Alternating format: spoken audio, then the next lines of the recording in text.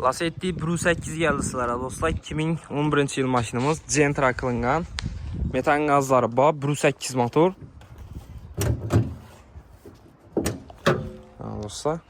Kras kəzənəni ustalarda göstərib teşirtirib xarid qıla orası. Əllərini o tərəfə arala qoyulğan. 4 dana balon yaxşı halətdə. Tonirovka ruxsatnamalar var mı ki? Tonirovkasını bilməlilik. Yəni pioner mataforla qoyulğan, mexanik korobka. Ruxsatnaması var ekan.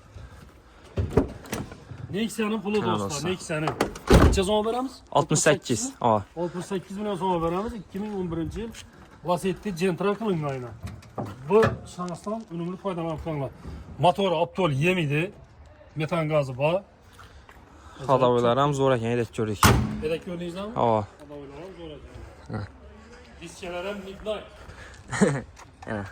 Kalpaklar qoyulğan. Kalpaklar, diskelərəm Midnight olanlar. Nexia'nın pulu? Cəlbə edək körüb alaverəsizlər. Baxası 68 milyon son. Şunu yox şərək. Kraskası yazılma. Splaşlı kraska doğrusunu aytayım. Lekin udarı yok. Görsətib ustana görsətib alaverəsizlər. Satı Gentra ilə. 68 milyon son baxası. Nağd pul olsa üstünə gəlsib bərəmiz. Maşinimiz koşub rəfdə marketdə satıb qoyuldu. Gəlib alaverəsiz sənə.